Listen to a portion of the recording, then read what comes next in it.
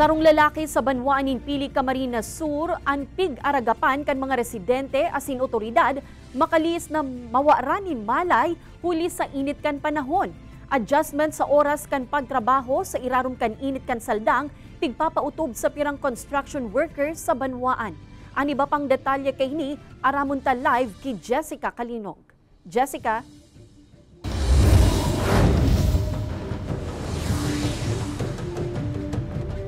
Kate, sa record kan pag-asa, nasa 40 degrees Celsius ang heat index kasuudma digdi sa Camarines Sur. Asin sa siringan ikainit na panahon, posible man o yaw na ang tsansa na magkaigwanin heat stroke o heat cramps ang sarong individual.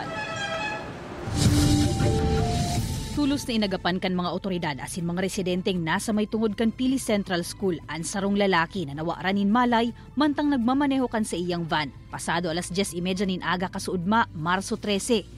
Nakabangga man ininin para padyak kan mawaranin kontrol sa manibela. Sigun sa Pili PNP, diabetic ang lalaki na posibleng rason kaya ininawaranin malay sa tahaw kan mainit na panahon. Ang naglalaway na siya, tapos nagigibig-gibig. Tig-alsami siya, alis sa manibela pa naman sa gilid, sigpatukaw, pinahaluan. Tina pa siya nakakataram, nabulol na siya. Tigpakalmami lang muna siya. Dito siya ma'am, sobrang init po. Naparanas po siya ng silibis niya. Sa record kan pag-asa, nagpakol sa 40 degrees Celsius ang heat index sa Camarines Sur kasuudma. Pareho man ang heat index forecast ngunya na aldaw hasta sa Biyernes sa probinsya, pati na sa Catanduanes asin Masbate. Enot ng pigpaliwanag kan pag-asa na sa siring kainikahalangkaw na heat index, posible ang heat cramps, madaling mapagal, asin may tsansang ma-heat stroke, depende sa exposure sa init. Ang mga nasa construction, iyon haros pirming exposed sa init kan aldaw mantang sinda nagtatrabaho. Kaya sa construction site na ini nasakop kan safety advisor na si Ariel Magistrado, may adjustment man na pigpapautob para sa saindang workers. More on pag-udto na, gabos na sinda sa laog. Tapos kulang pa man kayang work na ginigibo sa luwas.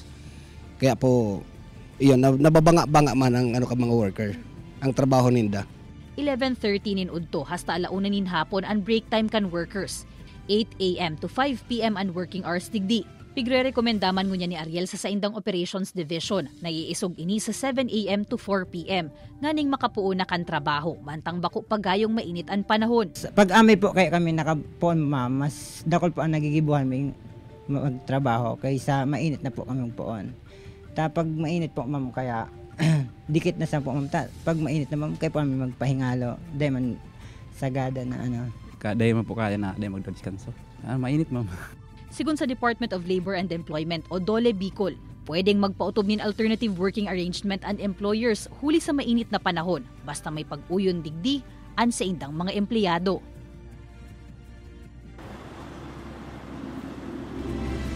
Sigun sa DOLE Bicol, Kate, ang iba pang pwedeng alternative measures na gibuhon kan mga empleyado, iyon pag-enkaminar na pirming mag-inom nin tubig ang sa indang mga empleyado, mag-provide nin pwedeng masirungan asin taon man nin alternative task ang mga ini tanganing malimitaran na mababad sa init kan aldaw ang mga empleyado.